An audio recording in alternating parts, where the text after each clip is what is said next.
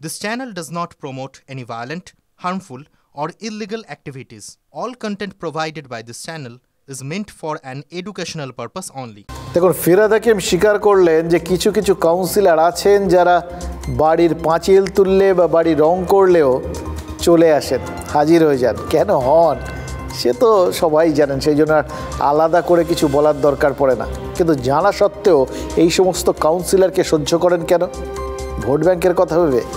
আচ্ছা, ভোট ব্যাংকের কথা ভেবে অন্যায়কে প্রশ্রয় দেওয়াটা কি বুদ্ধিমানের কাজ?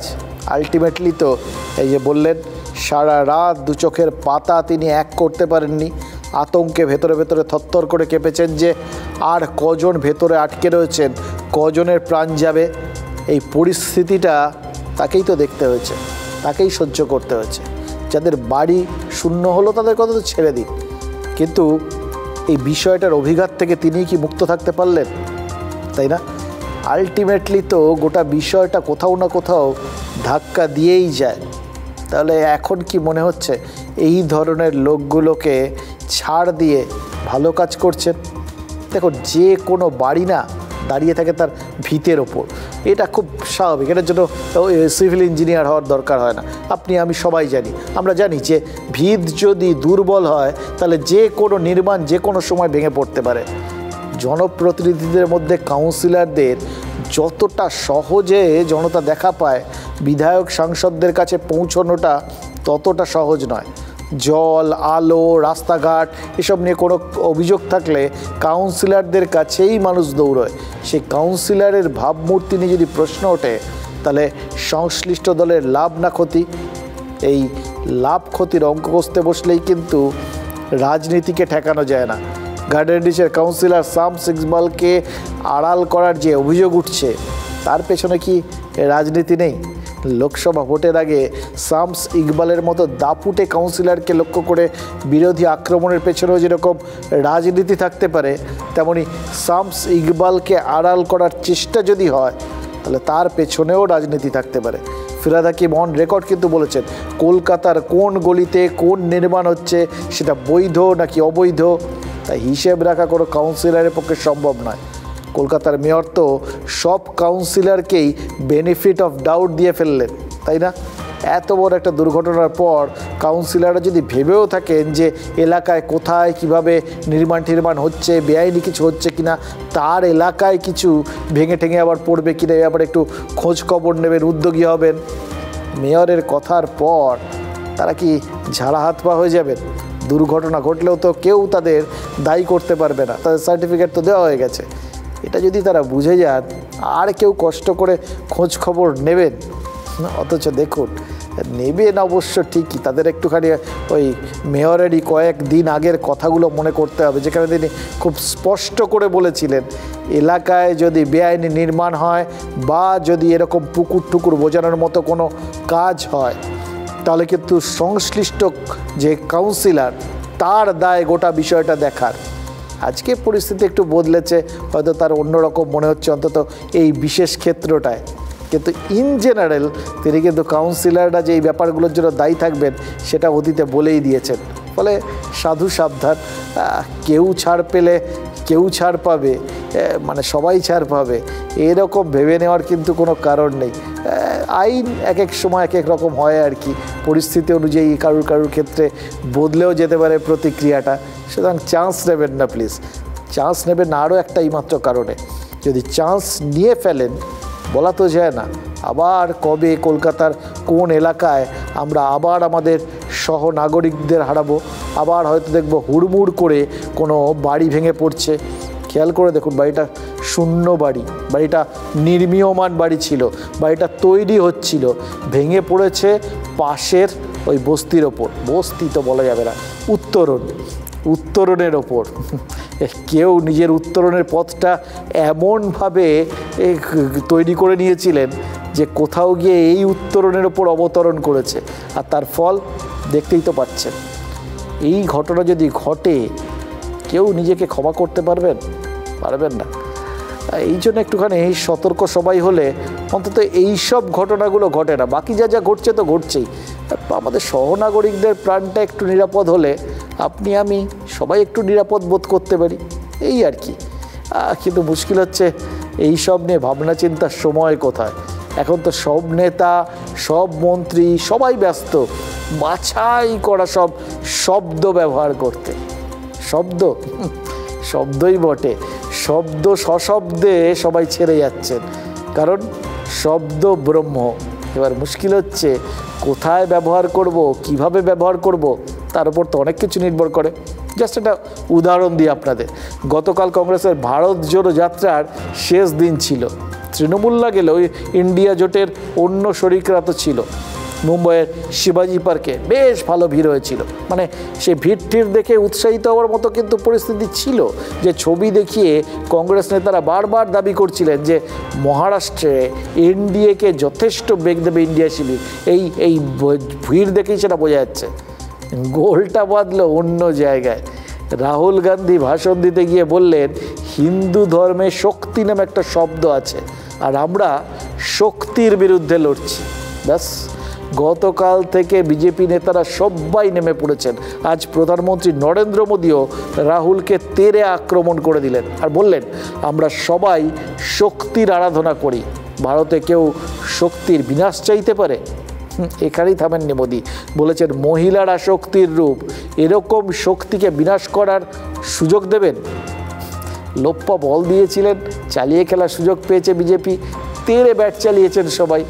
শক্তি বিনাশকারীদেরই বিনাশ করার ডাক দিয়ে দিয়েছেন প্রধানমন্ত্রী, এবং এই শক্তিকে যত বিভিন্ন রূপে তুলে ধরা যায় সব তুলে ধরেছেন।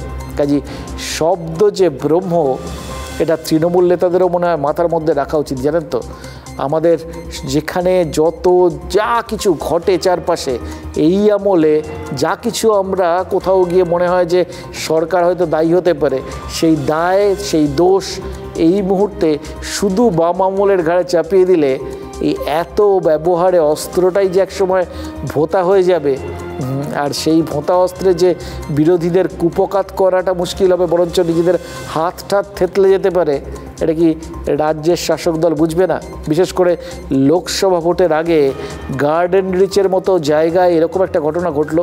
এবার দেখুন তো, গোটা জায়গাটার ওই আর্থসামাজিক পটভূমির কথা বলছিলেন, সেই জায়গার চরিত্র, সেই জায়গার ট্র্যাডিশন, এই সব কিছু যদি মাথায় রাখেন, এবং ভোট বিন্যাস, হ্যাঁ এটা খুব ইম্পর্ট্যান্ট, ভোট আসছে তো, কাজে এই বিষয়গুলো যদি মাথায় রাখেন, তাহলে ফিরহাদ হাকিম যতই বলুন তার ব্যক্তিগত ক্যারিশমার কথা, লোকসভা ভোটে এই ঘটনার প্রভাব পড়ার চান্স একবারেই নেই, এটা জোর দিয়ে বলা যাবে।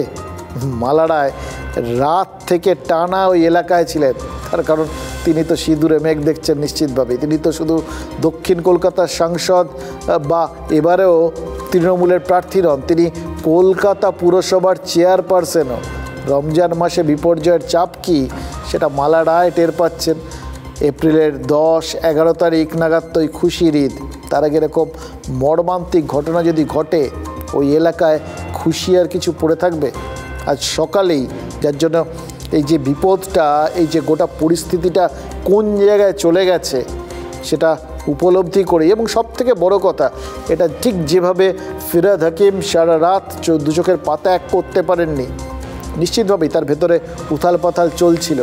কারণ মহানাগরিক, তিনি সহনাগরিকদের এরকম লাশ দেখে বা আরও অনেক লাশ দেখার আশঙ্কায় থেকে কখনো নিশ্চিন্তে থাকতে পারেন? ঠিক একই প্রতিক্রিয়া বোধহয় মুখ্যমন্ত্রীর মধ্যেও হচ্ছিল। তাই সাত সকালে মাথায় সেলাই নিয়েই তিনি ঘটনাস্থলে ছুটে গেছিলেন, হাসপাতালে গিয়ে আহতদের সঙ্গে কথা বলে এসছেন। এবার মমতা বন্দ্যোপাধ্যায় এলাকায় যাওয়ার পর বিরোধীরা তো আরও হাত খুলে খেলতে শুরু করে দিয়েছে। বিরোধী দলনেতা শুভেন্দু অধিকারী তো সরাসরি ফিরহাদ হাকিমের দিকে আঙুল তুলেছেন, বলছেন নিজের বিধানসভা এলাকায় বেআইনি নির্মাণ হচ্ছে, এটা কি পুরমন্ত্রী জানতেন না? এ কথা কিন্তু সত্যি। মুখ্যমন্ত্রী বা অন্য তৃণমূল নেতারা যত সহজে ওই ঘটনাস্থলে পৌঁছেছেন, বিরোধীরা কিন্তু সেই সুযোগটা পাননি। বিজেপি বা বাম নেতারা গার্ডেন রিচে গিয়েছিলেন, কিন্তু স্থানীয়দের বিক্ষোভের মুখে পড়তে হচ্ছে উল্টে তাদের।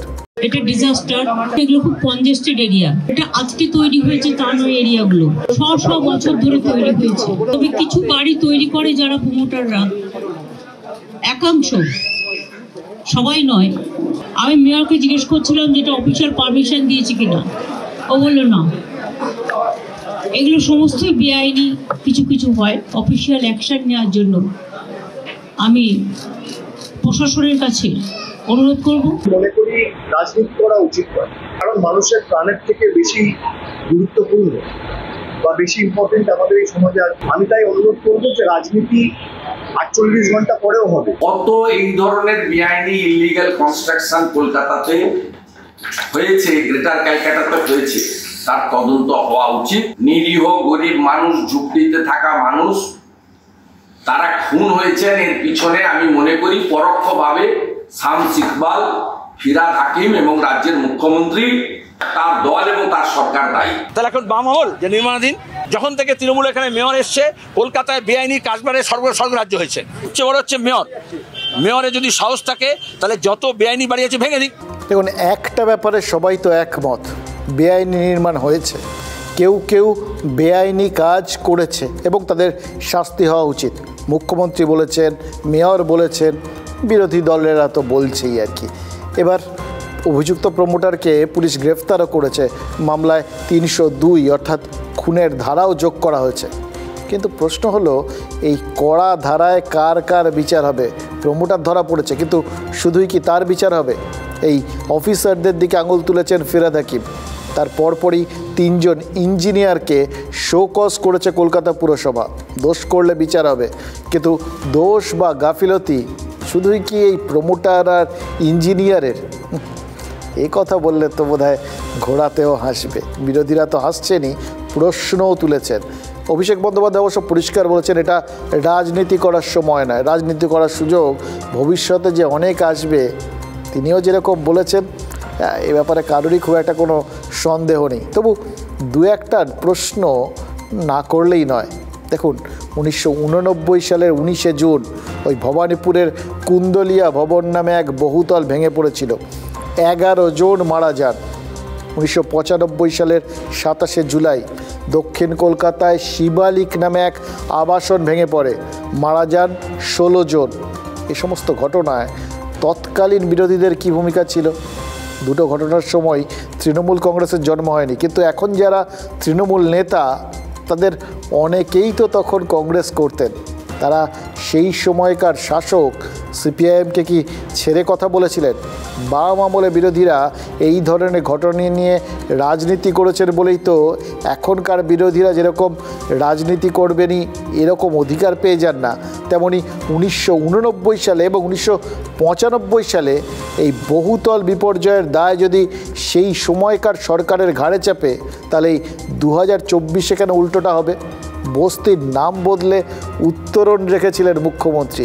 গার্ডেন নিচে দাঁড়িয়ে মমতা বন্দ্যোপাধ্যায় বলেছেন, ঘিঞ্জি এলাকায় বহুতলগুলো আজকে বানানো হয়নি, শত শত বছর আগের তৈরি। মানে আমরা যতই অতীতকে ভুলে সামনে এগোতে চাই না কেন, রাজনীতি ঘুরে ফিরে প্রয়োজন মাফিক আমাদের পিছু টেনে ধরবে। এত কিছু বদলাচ্ছে, রাজনীতি কেন বদলাচ্ছে না? নাকি ইস্যু ভিত্তিক কিছু কিছু বিষয়, সেই সমস্ত ক্ষেত্র, সেগুলোর ক্ষেত্রে রাজনীতি একটু প্রাচীনপন্থী হয়ে পড়ে, আর কিছু কিছু বিষয়ে তার বদলও হয়ে যায় প্রয়োজন মাফিক। এই বিষয়ে স্পষ্ট ধারণা করতে হলে কিছু ব্যাখ্যা বিশ্লেষণ করতে হবে, আর কিছু কথা বলতেই হবে, যে কথাগুলো আজ না বললেই নয়।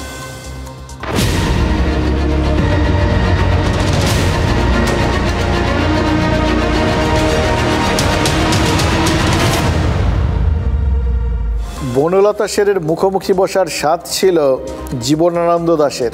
এবার তৃণমূল নেতারা এখন ওই জীবনানন্দের মতোই অপেক্ষা করে বসে আছেন। না, বনলতা সেনের জন্য নয়, তৃণমূল অপেক্ষায় আছে কবে অভিষেক বন্দ্যোপাধ্যায়ের মুখোমুখি হবেন বিজেপি প্রতিনিধিরা। খেয়াল করে দেখুন, এই যত ভোট এগিয়ে আসছে, মানে ভোটের প্রচার শুরু হয়ে যাওয়ার পর থেকে সব দলই কিন্তু নতুনত্ব আনছে তাদের স্ট্র্যাটেজিতে, এবং এই স্ট্র্যাটেজিটা প্রতি মুহূর্তে ইম্প্রোভাইজ করছে, চেঞ্জ করছে। তার আগে কী করছিল তৃণমূল? তারা ওই একটা জায়গায় আঘাত করছিল, কেন্দ্রীয় বঞ্চনা। কোথাও গিয়ে 100 দিনের কাজের টাকা আটকে দিয়েছে কেন্দ্রীয় সরকার, কোথাও গিয়ে আবাসের টাকা কেন্দ্রীয় সরকার দিচ্ছে না, এই সমস্ত প্রচারটা তারা চালাচ্ছিলেন এবং লাগাতার চালাচ্ছিলেন। শুধু চালাচ্ছিলেন না, তার ফসল তোলার জন্য অভিষেক বন্দ্যোপাধ্যায় ওই ডায়মন্ড মডেলের জন্ম দিয়ে বসে আছেন, যেখানে তিনি নিজে উদ্যোগী হয়ে টাকা দিয়েছেন এবং টাকা দেওয়ার ক্ষেত্রে শুধু দেননি, সরকারকে এমন চাপে ফেলেছেন যে সরকার বাধ্য হয়েছে কোথাও গিয়ে নিজেদের পকেট থেকে টাকা দিতে। এই অবধি তো গোটা বিষয়টা ঠিক ছিল, বঞ্চনা এবং তাতে মানুষের যে কোথায় ক্ষতি এবং মানুষের পাশে যে একমাত্র তারা দাঁড়ান, এই বিষয়টা তারা প্রচার করে ফেলেছিলেন। কিন্তু এই জায়গাটা ওই ভোট ঘোষণার আগের মুহূর্ত পর্যন্ত বোধহয় ঠিকঠাক ছিল। ভোট ঘোষণা মানে ভোট যত এগিয়ে আসবে ততই মনে হচ্ছে তাদের আরেকটু জোরদার করার দরকার, একটু নতুনত্ব আনার দরকার, একঘেয়ে হয়ে যাচ্ছে গোটা বিষয়গুলো। তাই জন্যই ক্ষেত্রটা প্রস্তুত করতে গতকাল থেকেই ব্রাত্য বসু, চন্দ্রিমা ভট্টাচার্যরা রাজ্য বিজেপি সভাপতিকে চ্যালেঞ্জ জানানো শুরু করেছিলেন। বলেছিলেন তৃণমূলের অভিযোগ যদি মিথ্যে হয়, কেন্দ্রীয় বরাদ্দের হিসেব নিকেশ নিয়ে অভিষেকের মুখোমুখি হন সুকান্ত মজুমদার। আজ গঙ্গারামপুরে সভা করতে উঠে মানে ক্ষেত্র প্রস্তুত হয়ে গেছিল, তারপর অভিষেক বলেছেন সুকান্ত মজুমদার যখন যেখানে চাইবেন তিনি বিতর্কে প্রস্তুত। বিজেপি রাজ্য সভাপতি যেন হাতে কাগজপত্র নিয়ে আসেন। প্রায় 96 ঘন্টা হয়ে গেছে, 4 দিন হয়ে গেছে, কোনো নেতার ক্ষমতা হয়নি শ্বেতপত্র প্রকাশ করার। আমি সুকান্ত বাবুকে বলবো, আপনার লোকসভা কেন্দ্রে এসে আরেকবার চ্যালেঞ্জটা ছুড়ে দিয়ে গেলাম। আপনি খালি আমাকে এক বেলার ব্যবধানে কোথায় তর্কে অংশগ্রহণ করতে চান, আপনি জায়গা ঠিক করুন, সময় আপনি ঠিক করুন, সঞ্চালক আপনি ঠিক করুন, একদিকে আপনি থাকবেন, একদিকে আমি থাকবো। বসা তো যাই, কিন্তু আমাদের সংস্কৃতিতে বলে শাস্ত্রার্থ বা যুক্তির লড়াই সবসময় সমকক্ষ লোকের মধ্যে হয়। অর্থাৎ আগে যেমন বিভিন্ন ডিগ্রি ছিল, যারা তীর্থ, পণ্ডিত, এরকম সমকক্ষের হয়। চোর আর শিক্ষক তো একসাথে এক প্রেমে তর্ক করতে পারে না, এ তো খারাপ হয়ে যাবে, এটা শিক্ষকদের মান সম্মান নিয়ে টানাটানি হয়ে যাবে।